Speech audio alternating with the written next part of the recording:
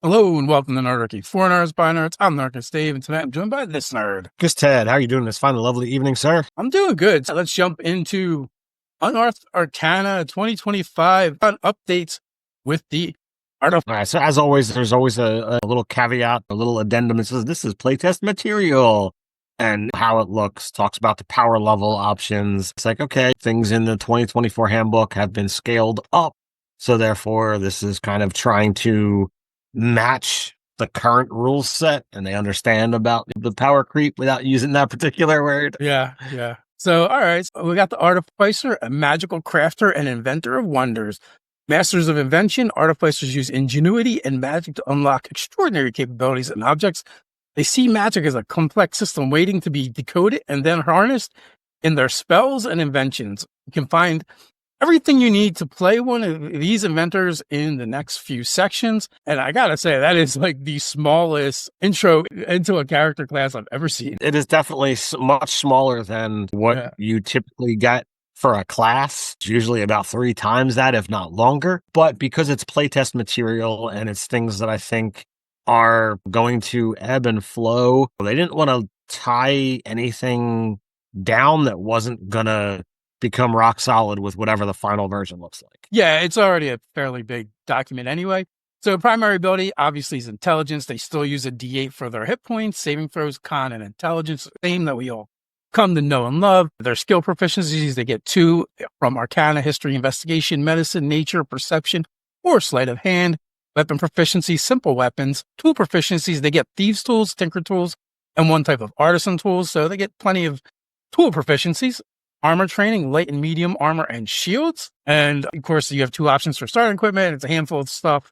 Or you can take the cash, the gold. As always, that's a basic starting thing for all adventuring classes. So there's a section that we kind of haven't been talking about much, but I wanted to on this just because some things popped out at me. And that is, as a multi-class character, gain the following traits from your core Artificer traits table. Hit point die, proficiency with Tinker Tools, proficiency with 1 skill of your choice, an Artificer skillless, and training with light, medium, armor, and shields. That's the main thing that I just want to point out, because you're getting a decent amount from it. So for 1 level, you're going to get a tool set, a proficiency, light armor, medium armor, and shields. Yes. Immediately I thought, wow, slapping on this on a wizard would be pretty baller. Being able to grab that tool set, being able to grab a free skill, which you're already talking about intelligence being your primary for wizard, and grabbing those armor and shield. Like, heck, all right, I got a shield in one hand, a focus in the other. Now I'm badass wearing half plate. Yeah. So they start off right off the bat with spellcasting, even though they're technically half casters, which also has been kind of one of the unique things for the Artificer. And they kind of introduced into the game is being a half caster and like getting it immediately at first level. They kind of started the trend because now all the other character classes do. Nothing's really changed here other than the fact that you can use Thieves' Tools, Tinker Tools, or another kind of Artisan Tools as a spellcasting focus when you cast your spells, as opposed to using a spell component pouch. Yeah, so there's a section on the Artificer updates, and it talks about the different changes that are made if you didn't want to. If you want to download a document and not read through the whole thing, this gives you the gist of what these changes are. Yeah, what's different. And we'll kind of go over that as we get to it. So after spellcasting, which obviously your spellcasting ability is intelligence, after that, we get into Tinker's Magic. You now know the Mending cantrip, which I don't think you got that before. And as a magic action, while holding the Tinker Tools, you can create 1 item from an unoccupied space within 5 feet of yourself, choosing the item from the following list. And it's basically a bunch of mundane gear and equipment, but it's not some of it isn't stuff you would necessarily want to carry on you, like a block and tackle or maybe the 10-foot pole. So it's things like that. You can be I don't need to buy this because I can just produce it. Or if it's just it's the kind of the useful things that sometimes you think of a cool way to use it, but it's not necessarily something you might have started the game with. So as an Artificer, you can be that would be handy right now. Let me see if there's anything on this list that'll get us through this problem. I'm a little sad ladder's not an option here. It is what it is. But ladder was just too powerful. Ball bearings, caltrops. I mean, they're technically 1-use items anyway. So you create them, throw them out there, use them, and then they're gone because the things vanish when you finish a long rest. and you can use the feature a number of times equal to your intelligence modifier per day. It's useful. Yeah, well, but you got this feature before in the last Unearthed Arcana, but they only lasted like an hour. So now they actually last the whole time, which again, like I think we talked about before, like this is kind of dumb. Why can't your net last the day at least? I'll tell you exactly why. And having it last 24 hours, I guarantee you somebody is going to figure out which one of these things has the highest silver value, because that's probably all it is. Yeah. And they're gonna be like, okay, well, I'm gonna go make 3 of them. I'm gonna go sell them for a gold, and then I'll do the same thing tomorrow because they last 24 hours. And sure, you're gonna be a shady, shyster from town to town. You're gonna net a couple extra gold pieces because that's the way some people are gonna play. Well, I actually like that. I'm a fan of that because I'm like, oh, that's great. So you're a shyster in these towns, like, don't plan on staying there long because the word's going to get out. This guy, don't buy this guy's stuff. He's ripping you off. And also, people might show up angry. I see this as a role-playing opportunity. And I'm all for that as well, because it's going to add a layer of role-playing. It's going to add a thing that your character does. And you're going to be like, okay, well, I'm going to take alter self and I'm going to keep trying to change my appearance. And I'm like, all right, I love it. I'm here for it. But I think they were trying to, let's nip that problem in the bud by the things only lasting an hour. That's not enough time for you to get out of town. And yeah, I like this change is what I'm saying, I guess. So I'm down. I agree. Let's move on to our next ability. So next ability is replicate magic item. So basically this is where you learn plans and you craft the items so that you can basically be able to say, all right, I'm going to make these things. And the plans have set levels at which you can be able to get them. It's basically what you can get at 2, 6, and level 10, and it caps out at 14 when you can get some really amazing things. Yeah, and you start this ability at level 2, keeps increasing where you get access to more plans than items you can create, and a lot of them are just magic items out of the DMG. Some of them are specific to the Artificer that you get to make, which is kind of cool. One of the other things is if you create a wand or a weapon with this feature, you can also use it as a spellcasting focus. So that's another little quality of life improvement they made, which is super useful for, I think the Artillerist is the one that's good with wands, and the Battlemaster or thing is weapons. So as a caster, like if you're really trying to do things by the book, it gets kind of annoying being like, how am I juggling my shield, my weapon, and actually casting a spell? Where our DMs aren't super anal about it, but I could definitely see in some games your DM being like, well, how are you doing this? Yeah, that is always the problem when you have characters, and whether you like it or not, the Artificer is a bit of a gish.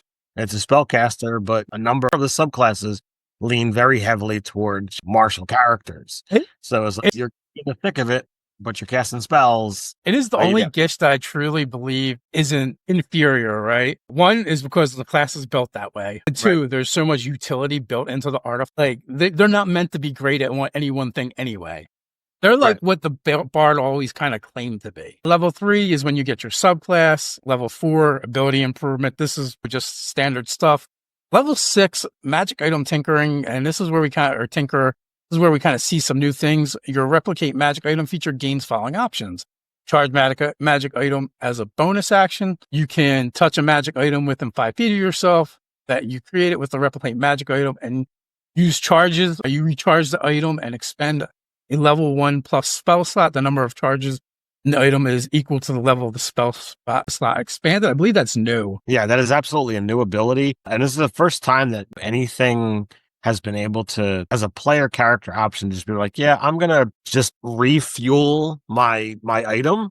Or someone else's. Or somebody else's. But as long as it's something that you created, you can put a spell slot into it and return a number of charges equal to the spell slot.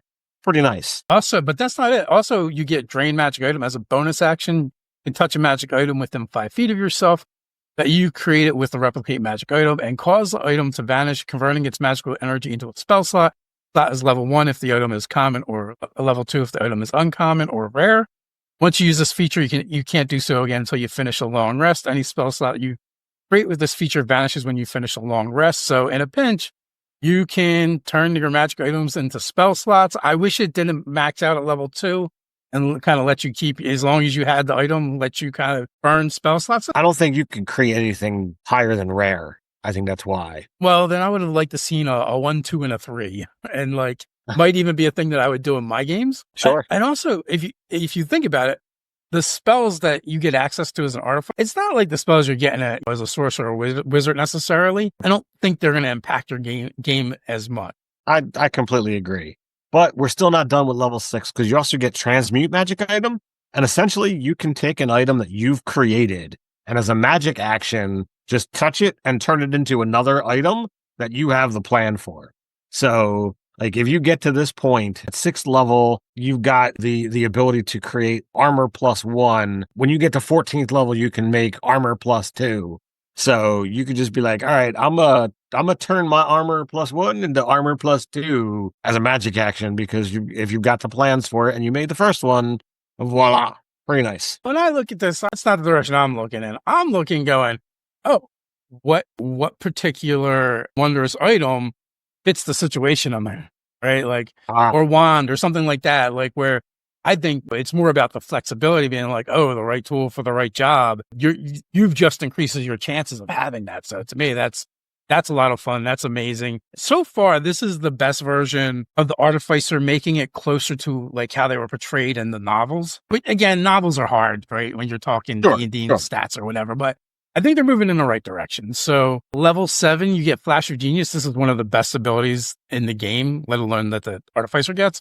When you're a creature you can see within 30 feet of you, fails an ability check or saving throw, you can take a reaction to add the bonus to the roll, potentially causing it to succeed. The bonus equals your intelligence modifier. You can take this reaction a number of times equal to your intelligence modifier, and your gain all expended uses when you finish a long rest. Comes up a lot in our games. As a matter of fact, I just ran this weekend, and it came up quite a bit even in that game. The slight change from the stock standard Artificer is now it's when the check fails, then you can use the reaction. Before it was just you had to call it. Right, yeah. So I actually like that verbiage better of being able to say, oh, it failed. All right, well, now I'll use this ability rather than the DM saying, okay, is that your final answer? I mean, that's been heard a lot. Now it's like, all right, bam, I'm not wasting a resource. Yeah, I mean, in my games, I'm generally pretty generous with that stuff. So, oh, of course, right. But I mean, in general, you can't always rely on the generosity. Right.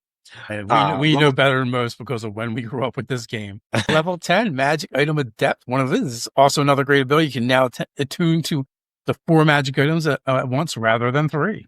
This is something that mid to late game players, if you've got a generous GM, it's a constant struggle. Our Under the Dome game that we've been playing for a while now, like that's always the question of like, oh, anybody actually have an attunement slot? No? Okay, well, what the hell are we doing with this item? Yeah, you guys pass magic items around like a friend group does that SO that dated everybody in the group. So, yeah, I mean, items have been passed around to be like, okay, anybody want this? Anybody use this? But like me, I constantly am, do I want to attune here? Do I want to attune there? What do I need? What can I do? So it really is a big struggle to play with. So to have the Artificer be like, yep, nope, I got this covered. It's nice. So, level 11, Spell Storing Item. Whenever you finish a long rest, you can touch one simpler martial weapon or one item that you can use as a spellcasting focus, and you store a spell in it, choosing a level 1, 2, or 3 Artificer spell that has a casting time of an action that doesn't require material components that is consumed by the spell. While holding the object, the creature can take a magic action to produce the spell's effect from it using your spellcasting ability modifier. If the spell requires concentration, the creature must concentrate. Once a creature has used the object to produce the spell's effect, the object can't be used this way again until the start of the creature's next turn. The spell stays in the object until it has been used a number of times equal to twice your intelligence modifier, minimum of twice, or until you use this feature again to store a spell in an object. So did you catch on to the major part of that? The person who casts the spell is using your spellcasting modifier, but they're using concentration if it requires it. Is that what you're talking about?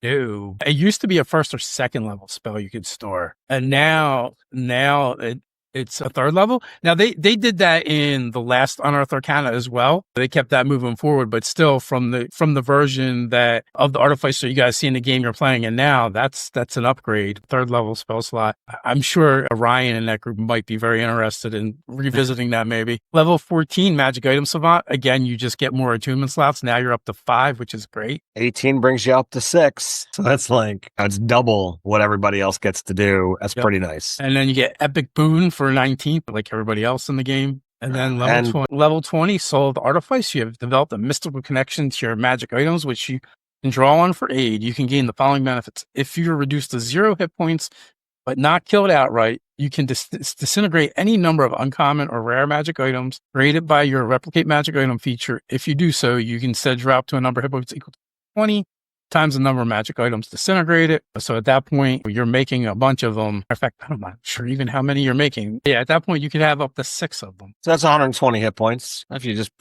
Yep, that would be all your hit points, but also all your magic items are gone. We make them, which is a bummer. And then magical guidance. Whenever you use your Flash of Genius and the affected ability check or saving throw still fails, use of Flash of Genius isn't expended if you have an attunement to at least one magic item. So if you use Heat Death, there's a good chance you don't anymore. But it's not guaranteed because you may have an item that you didn't actually make that you're attuned to still. And so the thing I would say about this is it's decent, but 20th level, but you're getting it into addition to the other things. So it's kind of always in effect, but you're not going to get much use out of it. Again, I still prefer Soul of the Artifice from the original. I think it's in Tasha's Cauldron to Everything Artificer, where it's just you get a +1 to all your saves for every magic item you're attuned to. To me, I think that is way better than any of these features that I've seen them try and replace it with. Maybe that's why they're replacing it. They feel it's too good. But you're at the end of the game, it's 20th level. Maybe how many sessions do you get?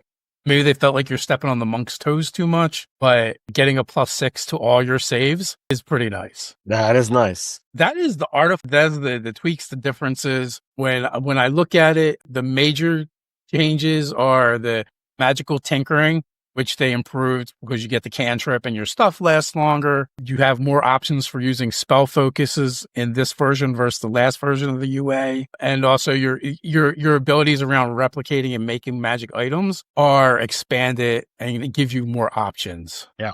All in all, I think it's really great. When I saw that there was it was revisiting the Artificer already. I'm like, all right, you best not be messing with the thing that I want to do. And thankfully, the armor isn't even talked about in here. So, well, I feel like it's those subclasses all still exist. It's just they're tweaking, basically probably based on their feedback they got from the last one. Obviously, this is called Eberron update, so they're going to put out an Eberron book. They're putting out a Forgotten Realms book, right? So they're trying to bring back the things that weren't in the player's handbook in the 2024 books editions, and they want to get them out and get them back in players' hands, and they want them to make you buy it again for sure. Sure, yeah. The dreadnought aspect of the armor was a new feature, and I don't want them removing that from play before I have a chance to actually play that character. For sure. So with that, until next time. Later.